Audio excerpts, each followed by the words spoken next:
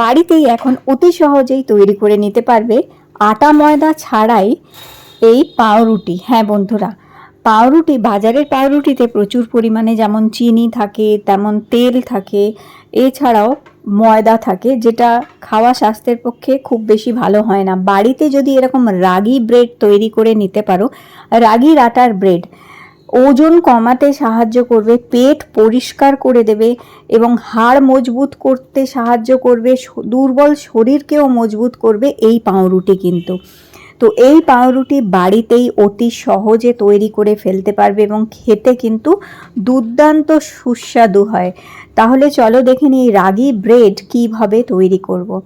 তো এখানে রাগি ব্রেড তৈরি করার জন্য দেখো সবার প্রথমে একটি বড় বাটি নিয়ে নেবে।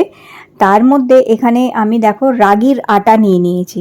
রাগি আটা যে কোনো মুদিখানার দোকানে এখন অতি সহজেই পাওয়া যায়, কারণ অনেকেই এখন স্বাস্থ্য সচেতন, যার ফলে অনেকেই এখন আটা ময়দাটা খেতে চায় না, রাগি ফ্লাওয়ার খায়। তো এখানে আমি 1.5 কাপ মতন রাগির আটা নিয়ে নিয়েছি। আর দেখো এটা হচ্ছে ইসবগুল। ইসবগুল আমরা অনেকেই পেট পরিষ্কার করার জন্য খেয়ে থাকি, রাতে ঘুমানোর আগে অনেকেই ইসবগুল গরম উষ্ণ জলে গুলে কিন্তু খায়। কিন্তু এই পাউরুটির মধ্যে দিয়ে ইসবগুল যদি এই পাউরুটি তৈরি করে খাও, পেট একদম পরিষ্কার করে দেবে। সবথেকে বড় জিনিস হচ্ছে অতিরিক্ত শরীরে চর্বি জমেছে, মেদ হয়েছে, সেটাও ঝরাবে। তো আমি 3 টেবিল স্পুন এখানে ইসবগুল দিয়ে দিলাম। তো 1.5 কাপ আটা নিয়েছি রাগি আটা, তার মধ্যে 3 টেবিল স্পুন আমি এখানে ইসবগুল দিলাম।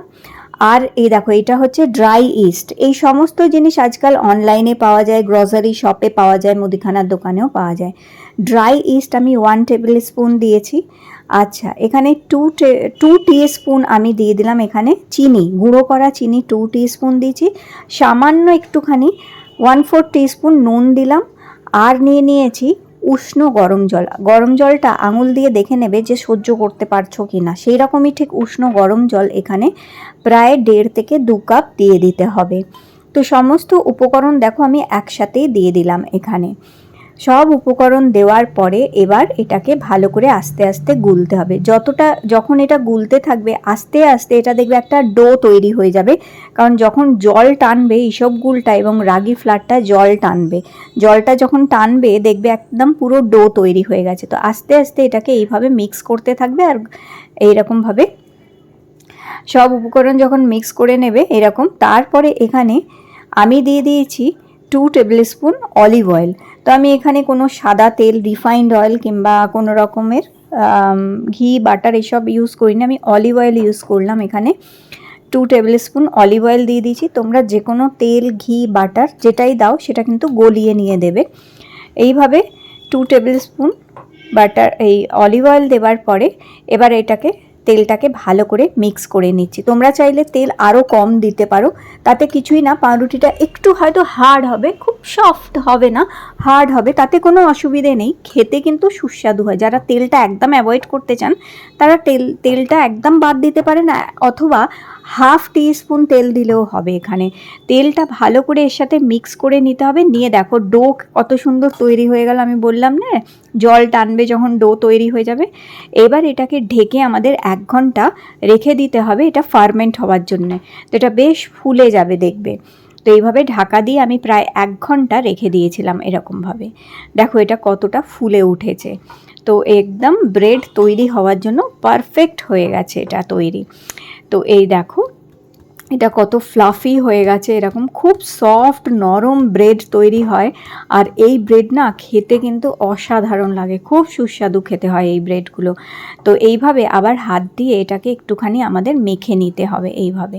তো বেশি মাখার দরকার নেই, জাস্ট আলগা আলগা করে ওপর থেকেই এইভাবে একটু এটাকে জড়ো করে নিতে হবে, কারণ এটা ফুলে গেছে এবং এর ভেতরে হাওয়া ভালো মতন ঢুকেছে, তাই এটাকে বেশি মাখতে হবে না। এবার দেখো এটা ব্রেড টিন আছে, আমি ব্রেড টিন নিয়ে নিয়েছি। তোমরা কেকের টিনও নিতে পারো, ব্রেড টিন নিয়ে নিতে পারো, যে কোনো কিছুতে একটা বাটার পেপার লাগিয়ে নেবে তলার দিকে, আর ব্রেড টিনটা গায়ে একটুখানি তেল অথবা বাটার কিছু একটু লাগিয়ে নিতে পারো, তবে প্রয়োজন হয় না, এমনিই বেরিয়ে আসে। এবার দেখো এটাকে আমি একটা থালার মধ্যে নামিয়ে নিলাম। আর দেখো বাটিটা কত একদম পরিষ্কার রয়েছে, মানে খুব সুন্দর এটা ফুলে গেছে।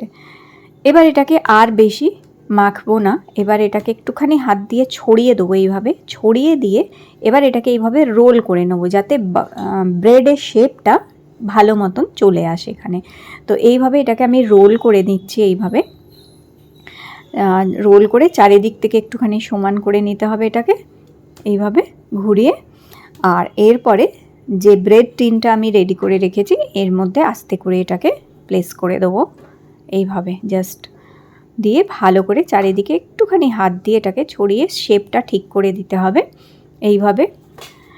আর দেওয়ার পরে এবার এটাকে আবার যেটা করতে হবে আমাদের, আবার এটাকে একটুখানি ফার্মেন্ট করার জন্য রাখতে হবে। তাই আবার এটাকে আমি ব্রেড টিনের ঢাকনিটা দিয়েই ঢেকে দিলাম, দিয়ে এবার এটাকে আবার কাপড় দিয়ে চাপা দিয়ে এটাকে আরও 1 ঘন্টার জন্য আবার রেখে দেবো যাতে এটা আবার থেকে একটু ফুলে ওঠে। তো দেখো 1 ঘন্টা হয়ে গেছে। তো চলো এবার এটা খুলে দেখি। 1 ঘন্টা পর আমি তোমাদের এটা দেখাচ্ছি। দেখো এটা আবার থেকে ফুলে উঠেছে সুন্দরভাবে। এইবার কত সুন্দর এর মধ্যে জালি জালিও এসে গেছে। তো এটা একদম রেডি আছে ব্রেড হওয়ার জন্য। এবার এর ওপরে একটুখানি আমি দুধ ব্রাশ করে দিচ্ছি, কারণ এর ওপরে আমি একটুখানি যেটা হচ্ছে সাদা তিল দিয়ে দেবো। তো তোমরা সাদা তিল, কালো তিল, ফ্ল্যাক্স সিড, চিয়া সিড যে কোনো কিছু দিতে পারো, এগুলো খুব হেলদি হয়। পছন্দের যে কোনো জিনিস দিয়ে ব্রেডটাকে তোমরা একটুখানি সাজিয়েও নিতে পারো এবং এখন খাওয়াও ভীষণ ভালো হয়। তো সাদা তিল আমি একটু নিয়েছি, সাদা তিলটাই আমার কাছে এখানে এখন ছিল, তাই ওটাই আমি এখানে একটু স্প্রেড করে দিচ্ছি। যে কোনো সিডস তোমরা এর ওপর দিতে পারো, একটু ওটস ছড়িয়ে দিতে পারো ওপরে। তো এইভাবে এটা ছড়িয়ে দেওয়ার পরে বাস এটা রেডি হয়ে গেছে এবার ওভেনে যাওয়ার জন্য। আর যাদের কাছে ওভেন নেই তাদের চিন্তা করার কোনো কারণ নেই। যারা তোমরা বাড়িতে কেক তৈরি করো ওভেন ছাড়া, দেখো কড়াই কেক তৈরি করি আমরা, প্রেশার কুকারে কেক তৈরি করি, অনেক সময় বালি দিয়ে কেক তৈরি করি, নুন দিয়ে কেক তৈরি করি, ঠিক একইভাবে কেক যেভাবে তৈরি হয় সেইভাবেই এটাকেও আমাদের বেক করে নিতে হবে। কিছুই না, ওই 160 ডিগ্রি কিংবা 180 ডিগ্রিতে 30 থেকে 35 মিনিট এটাকে বেক করতে হবে। 160 ডিগ্রিতে 30 থেকে 35 মিনিট এটা মাইক্রো ওভেনে কিংবা ওটিজিতে বেক করবে। আর যাদের কাছে ওটিজি মাইক্রো ওভেন নেই তারা তোমরা যেরকমভাবে বাড়িতে কড়াই অথবা ফ্রাইং প্যানে অথবা প্রেশার কুকারে কেক তৈরি করো ওইভাবেই ব্রেডটাকে জাস্ট তোমরা বেক করে নেবে। তো দেখবে কত সুন্দর বাড়িতেই ব্রেড কিংবা পাউরুটি তৈরি করে নিতে পারো ময়দা ছাড়া, যে কোনো আনহেলদি তেল ছাড়া, অতিরিক্ত চিনি ছাড়া একটা হেলদি ব্রেড। এটাকে তোমরা 4-5 দিন রেখে খেতে পারবে এবং এটা বাইরে রেখে দিতে পারবে, ফ্রিজেও রাখার দরকার নেই। 3 থেকে 4 দিন এটা বাইরে এরকম ভালো থাকবে এবং যখন ইচ্ছা হবে জাস্ট এটাকে একটু স্লাইস করে কেটে নিয়ে এই ব্রেডগুলোকে টোস্ট করে নেবে। যেমনভাবে আমরা চাটুতে সেঁকে টোস্ট করে নিই, আগুনে সেঁকে টোস্ট করি অথবা অনেকে টোস্টারে দিয়ে টোস্ট করে, সেইভাবে জাস্ট একটু টোস্ট করে নেবে। এত সফট নরম এই ব্রেড, খেতে দুর্দান্ত লাগে। চায়ে ডুবিয়ে ডুবিয়েও শুধু খেতে কিন্তু ভালো লাগবে। এটা বাটারের সাথে জ্যাম, জেলি কিংবা এটা দিয়ে ডিম পোচ দিয়েও ডিম পাউরুটিও করতে পারো, যেমন ইচ্ছা এই ব্রেড খেতে পারো। দারুণ খেতে হয়, খুব সুস্বাদু, খুবই হেলদি। ওয়েট লস করতে চাইছো যাদের সুগার আছে, ডায়াবেটিক আছেন যারা, তাদের জন্য ভীষণ ভালো। তাহলে রাগি ব্রেড বাড়িতে এইভাবে অবশ্যই ট্রাই করো। আজকের ভিডিওটি ভালো লেগে থাকলে লাইক দিও, চ্যানেল সাবস্ক্রাইব করে রেখো। আবার দেখা।